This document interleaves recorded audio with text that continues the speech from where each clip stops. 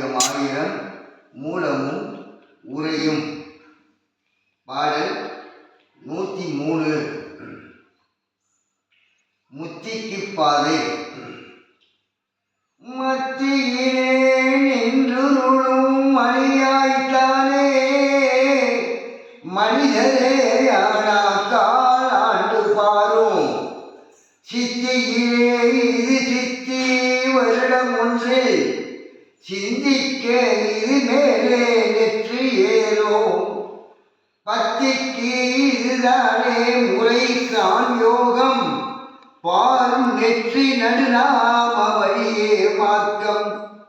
முத்திக்கு இதுதானே நேராம் பாதை முனிவர்களும் ஆகிடலாம் முச்சியேரே.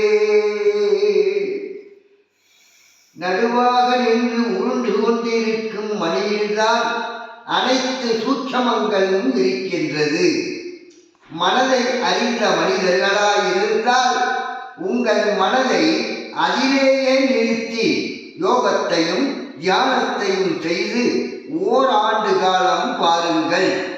சித்தியிலே இதுதானப்பா பெரும் சித்தியாகும். ஒரு வருட காலம் விடாமுயற்சியுடன் இப்பயிற்சியை செய்து இறைவனையே சிந்தித்திருந்தால் இது நெற்றிக்கு மேலே ஏறும். இதுதான் உண்மையான பக்திக்கு கிடைத்த முறையான யோகமாகும். இதனை கண்டு பார்ப்பதையே பார்த்திரு. நெற்றி நடுநாமம் என்ற 10ஆம் வாசல் வழியே உட்புகுந்து சோதியை அடைவதே உண்மையான மார்க்கமாகும். முத்திக்கு இதுதானப்பா நேரான பாதை. பக்தியும் முக்தியும் சித்தியும் அடைவது இதில்தான் இருக்கின்றது. ஆதலால் அங்கிருந்து வாசியினால் உச்சிக்கு ஏறினால் நீ முனிவராகவும் ரிஷியாகவும் சித்தராகவும் மாறிடலாம் அப்பா. பாடல் 104. உச்சியே ஏறி நின்று வட்டமிட்டு உருமுமடா பெண் மாலை வயதோ 10. மெச்சியே பார்த்திருந்தால் வயதே போகும். வெடிவாளை வாலிபமேயாகி வாழ்வாள். குச்சியே வெடத்து விடும் குமரிதானோ குடிசை இதை காத்திடுவாள் வெடத்து நிற்பாள். அச்சிலே குமரியவள் கிழவி போலே அநேக நாள் வாழ்ந்திடுவாள் உடலினூடே. உச்சியிலே ஏறி நின்று அங்கேயே வாசியை வட்டமிட்டு நாதலயத்துடன் ரீங்காரமிட்டுக் கொண்டிருக்கும். அவ்வட்டத்திற்குள் தான் வாழை பெண் 10 வயதாகி என்றும் நீங்காது இருக்கின்றாள். அவளையே புகழ்ந்து போற்றி பார்த்திருந்தால் உன் வயதையும் குறைத்து இளமையோடு வாழ வைப்பாள்.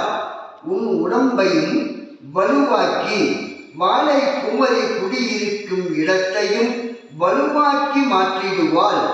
அதிலேயே என்றும் நிலையாக நின்றிருப்பாள்.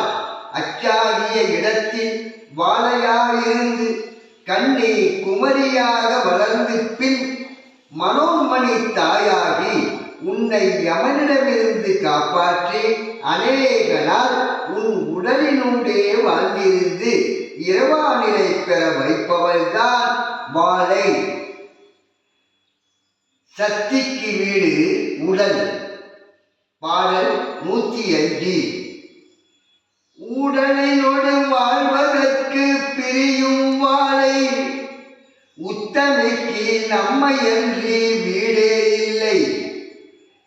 கடலினோடு வாழாலே மலை மண் மீதோ காரிருக்கும் வானவெளி ஆதாயத்தோ. திடலினோடு மேலேதான் கீழினோடு தேனருவி ரூபியாவாளே சித்தரூபி. மலரினோடு பூவேற கொண்ட ஏறோ மங்கையுடன் இருந்தால் இல்லறமதாமே. உடலினோடு இருந்து வாழ்வதற்கே வாழை அன்னை விரும்புகின்றாள். உத்தமையான வாழை வசிப்பதற்கு நம்மையன்று வேறு வீடு இல்லையப்பா. கடலினோடும் மலை மண் மீதும் காற்றோடும் கார் மேகம் இருக்கும் வெளியோடும் ஆகாயத்தோடும் அவள் வாழ விரும்பவில்லை. நீ இருக்கும் உடம்பில் திடமான இடத்தில் மேலேயும் கீழேயும் தீயில் வரும் அனலாக தேவரூபியாக ஐம்பூதத்தோடும் இருந்து வாழ்கின்றாள். சித்த ரூபியாகிய வாழை மடல் நாரோடு பூக்கள் சேர்த்து கட்டி அது மங்கையர்கள் கொண்டையில் அழகாக இருப்பது போல் ஈசனோடு இணைந்தே வாழையும் வாழ்கின்றார். அவ்வாழை நம் உடலில் இருந்தால் தான் இல்லறமும் நல்லறமாகும். அன்பே சிவம், அன்பே